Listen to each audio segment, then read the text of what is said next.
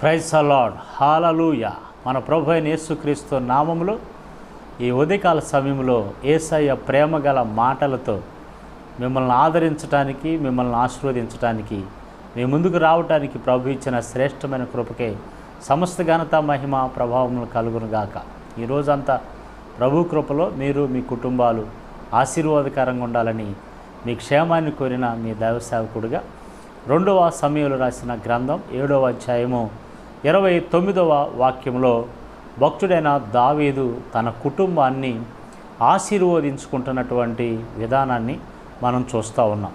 దయచేసి నీ దాసుడినైన నా కుటుంబం నిత్యము నీ సన్నిధి ఉండునట్లు దానిని ఆశీర్వదించుము. యెహోవా నా ప్రభువా, నీవు సెలవిచ్చి ఉన్నావు, నీ ఆశీర్వాదం నొంది నా కుటుంబం నిత్యము ఆశీర్వదించబడునుగాక. ఆమేన్. భక్తుడైన దావీదు తన కుటుంబాన్ని ఆశీర్వదించుకుంటున్న విధానాన్ని మనము చూస్తూ ఉన్నాం. ప్రతి ఆత్మీయ విశ్వాసి రక్షించబడిన తర్వాత దేవుని ఆత్మీయ ఆశీర్వాదాలతో మన కుటుంబాలు నింపబడాలి.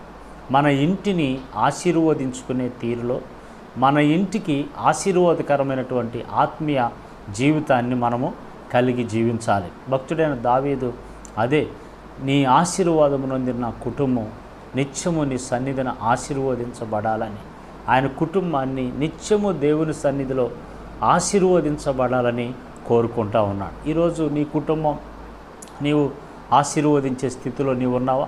నీ కుటుంబాన్ని నీవు దీవించేటటువంటి పరిస్థితుల్లో నీవు ఉన్నావా? ఆ ఆత్మీయ జీవితం గమనించండి. ఇక్కడ దావీదు కుటుంబం ఆశీర్వాదంగా ఉండినట్లు దావీదు దాన్ని ఆశీర్వదిస్తున్నాడు. ఆ కుటుంబాన్ని నీవు నీ కుటుంబాన్ని ఆశీర్వదించే స్థితిలో నీవు ఉండాలి.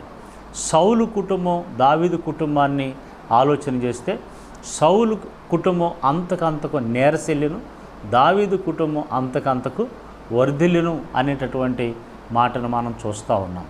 ఎందుకు దావీదు కుటుంబం అంతకంతకు వర్ధిల్లుతూ ఉంది? దావీదు కుటుంబం ఆశీర్వదించే స్థితిలో ఎందుకు ఉన్నాడు? ఏమంటే ఆలోచన చేయండి. అపోస్తుల కార్యాలు 13వ అధ్యాయం 22వ వచనంలో ఒక మాట మనకు కనిపిస్తుంది. సౌలును తొలగించి దావీదుని దేవుడు కోరుకున్నాడు. ఎందుకో తెలుసా?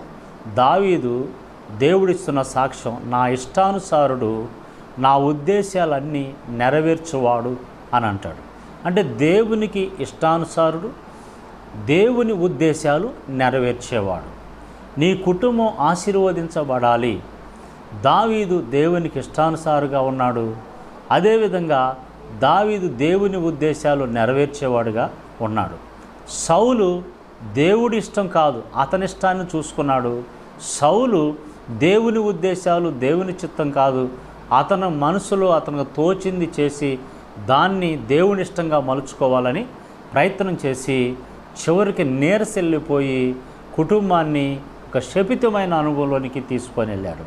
కానీ దావీదు ఆయన ఇష్టానుసారుడుగా ఉండి ఆయన ఉద్దేశాలు నెరవేర్చేవాడుగా, దేవుని ఉద్దేశాలు, దేవుని సంగతులు, దేవుని చిత్తం ఏదైతే ఉందో దాన్ని నెరవేర్చేవాడుగా దావీదు ఉన్నాడు. ఈరోజు నా ప్రియ దేవుని బిడ్డలారా, ఈ మాటలు వింటున్నా నీవు, దేవుడు నీ కుటుంబం ఆశీర్వదించబడాలని, నీ బిడ్డలు ఆశీర్వదించబడాలని, నిత్యము దేవుని సన్నిధిలో ఆశీర్వాదకరంగా ఉండాలని దేవుడు కోరుకుంటున్నాడు. అయితే దేవుని ఉద్దేశాలేంటో తెలుసుకొని, దేవుని ఇష్టమేందో తెలుసుకొని ఆ అడుగుజాడల్లో నడవగలుగుతావా? నీవు ఆ చిత్తములో నీవు ఉండగలుగుతావా?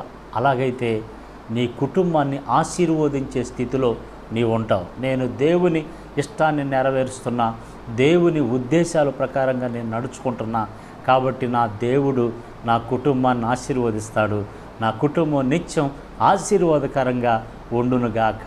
ఆమెన్. అలాగా ఈ మాటలను అంగీకరించి నువ్వు నీ కుటుంబం ఆశీర్వదించబడే అనుభవంలో ఉండాలి. నాతో కలిసి ప్రార్థనలో ఏకీవించు. దయగల ప్రభువా, నీ గొప్ప నామాన్ని బట్టి స్తోత్రాలు తండ్రి. నాయన నిత్యము దావీదు కుటుంబం ఆశీర్వాదకరంగా ఉండాలని తన ఇంటిని, తన కుటుంబాన్ని ఆశీర్వదించుకుంటున్నాడు. కారణము నీ ఇష్టానుసారుడు, నీ హృదయం, నీ చిత్తాన్ని నెరవేర్చేవాడు, నీ ఉద్దేశాలు నెరవేర్చేవాడుగా ఉన్నాడు. కానీ సౌలు అలా లేదు. అందుకే ఆయన కుటుంబం దినదినము నేర్చెల్లిపోయిన అనుభవాలు చూస్తున్నాం. ఈరోజు మేము ఈ మాటలు వింటున్న నీ బిడ్డలు ప్రభువా, ఎంతమంది నీ ఉద్దేశాలు, నీ ఇష్టానుసారంగా ఉండటానికి ఇష్టపడుతున్నారు. ఆ కుటుంబాలు యేసుక్రీస్తు నీ నామములో ఆశీర్వదించబడును గాక. ఆ ఇల్లు యేసుక్రీస్తు నీ నామములో ఆశీర్వదించబడును గాక. యేసు నామములో ప్రార్థిస్తున్నాం తండ్రి. Amen, amen, amen.